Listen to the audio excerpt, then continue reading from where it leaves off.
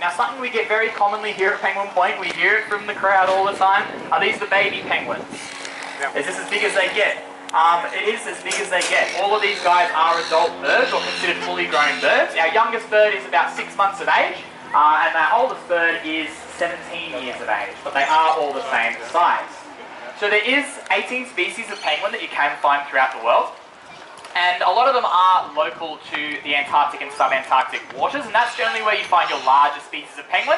Probably the most famous is the emperor penguin, which is the largest species. Now, our little penguins here, these guys are well adapted to a temperate climate that we see in Australia and New Zealand. They're the only two countries anywhere in the world where you will find these guys.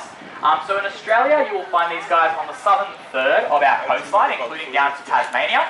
And in New Zealand, you'll find these guys on both the North and South Island in fairly healthy populations as well. There is an isolated case of one little penguin making it over to South America, to Chile, but that is, I think that bird was a little bit lost. So the only real breeding colonies you'll see of these guys is in Australia and New Zealand. Now basically the further you go south in Australia, the more likely you are to find these guys. The population gets denser, and by the time you get down to Victoria and down to Tasmania, that is where you'll see the most little penguins. The most famous place to see these guys is probably Phillip Island off the coast of Victoria. Has anyone been to the penguin parade at Phillip Island before? Nobody? A few people? Yep, a few people are gone. If you want to see little penguins in the wild, guys, that is definitely the place to go. They literally come up in their hundreds or even thousands as the sun starts to set, returning to their burrows. It's really quite a special sight. Definitely the easiest place to see these guys and to see them in a large colony situation.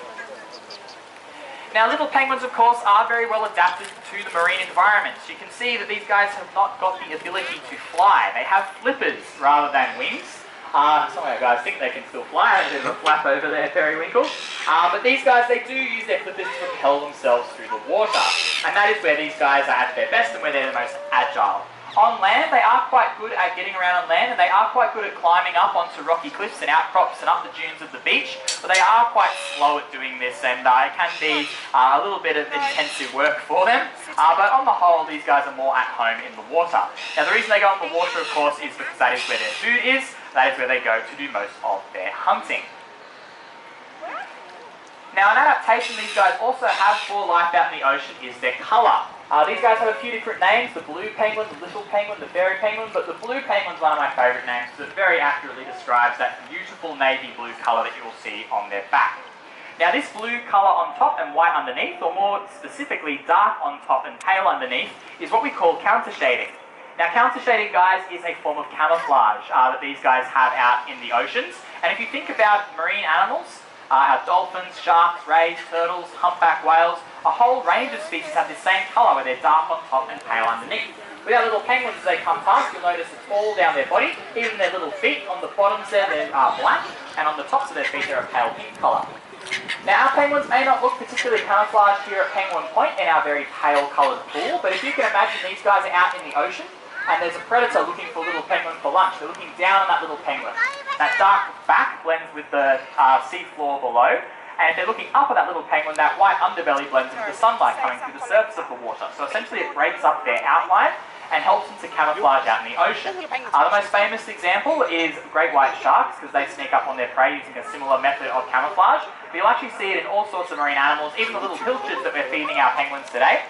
These fish actually have dark top and pale underneath as well. So it's all for camouflage, and very obvious here on our little penguins. These guys also do have a very dense covering of feathers, many more feathers than you would see compared to your average bird of flight. This allows them to stay warm and also helps with their buoyancy as well. They have 2 layers of feathers, and they can actually release, you may see some of them swim past, little air bubbles coming out from their feathers. Allows them to control their buoyancy and keep them nice and warm whilst they're out in the ocean as well. And these guys do also have a little blubber layer underneath those feathers there, which helps them to stay warm, especially when diving deep for their food. The little penguins do average a diving depth of around 10 metres or so, but they have been known to dive in excess of 40 metres or more looking for their food.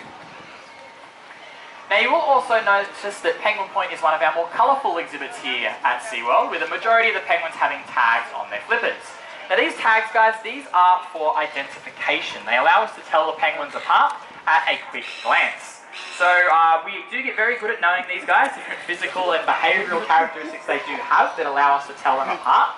but just so we are 100% sure we know who we are looking at any given time, we do pop these coloured tags on them just for that easy reference. So today I've got the easy job telling you about these amazing little birds. Georgia's got the hard job. She's feeding our penguins today, and she also has a little clipboard there. Now that's got all of our penguins' names on there, the tag number and combination, who's had their vitamins, who's had any medications, how much fish everyone's eating. So all that information really is quite important for us to gather for several reasons. When you've got 35 little penguins, it does become quite a big task, especially when we're feeding them 3 times a day. Now we've got a few waddling over that don't have tags on their flippers at the moment, a few very good examples. So the one at the tray at the moment, his name is Victor.